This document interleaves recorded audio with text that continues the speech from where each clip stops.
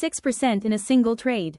And that's just on a cash account, no leverage at all. The same setup on options or futures could have scaled that return several times over. No guessing, no gut feeling, just one setup I followed step by step.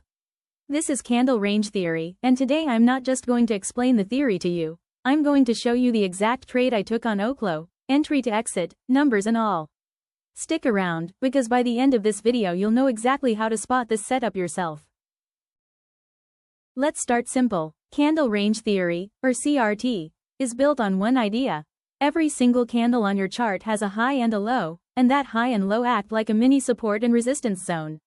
We call the top of the candle range high, or CRH, and the bottom the candle range low, or CRL. It could be any candle range on your chart daily, weekly, monthly. It is a combination of three candles, one forming a range, second taking a liquidity above high or low and immediately getting rejection, third candle reversing for taking the liquidity resting below at candle range low. Here's what makes CRT powerful, it's not locked to one time frame. You can apply this exact same logic on the weekly, the daily, the 1 hour, even down to a 3-minute chart.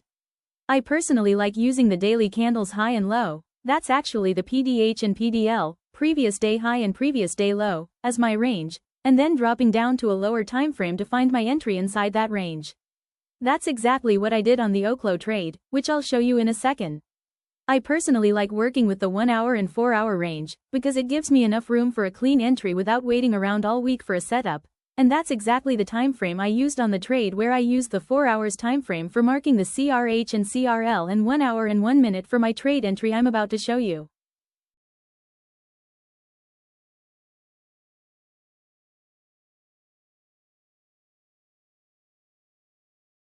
Here's the part most people get wrong, and it's the part that actually makes this strategy usable.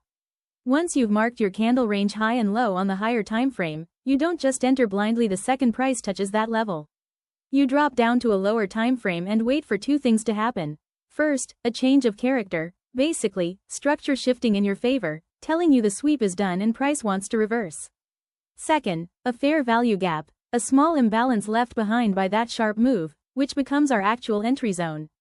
So the sequence is, sweep the level, change of character, fair value gap forms, and that's where we get in, not on the first touch.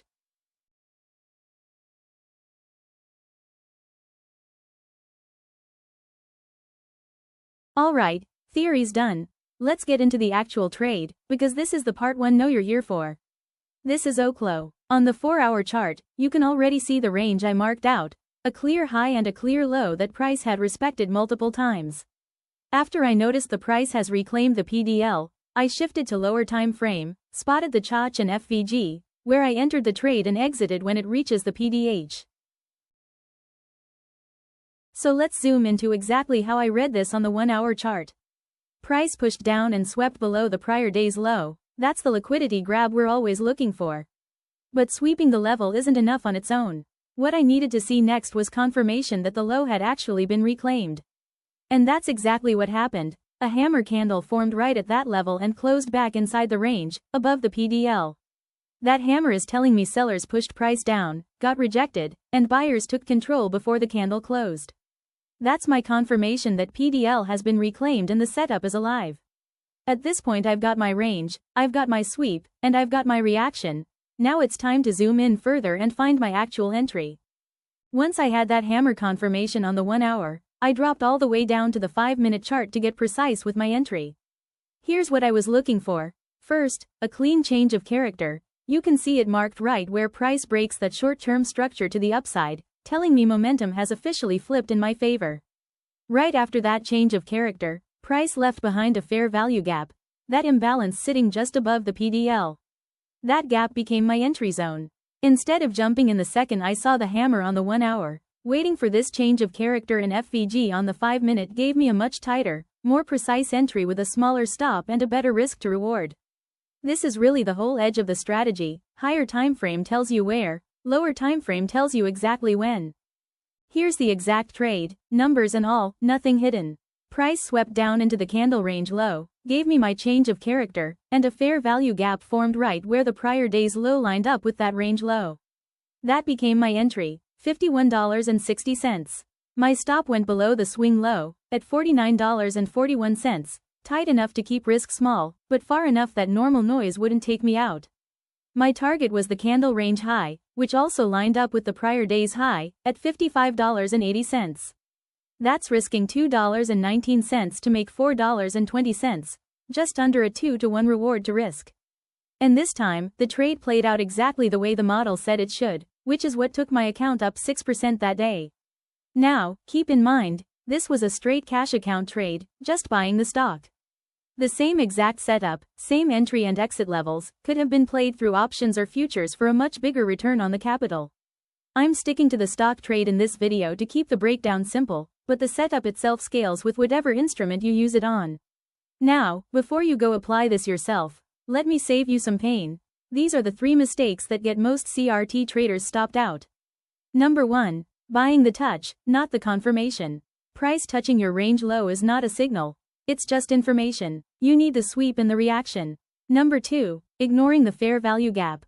Skipping this step means you're entering too early or too late, and either way your risk to reward falls apart. Number 3. Trading against the higher time frame. If the daily or 4-hour trend is clearly against you, don't force a CRT setup just because it looks right on a lower time frame. Context matters more than the pattern itself. So here's my personal checklist, 4 boxes I need ticked before I even think about entering. 1. A confirmed sweep of the range.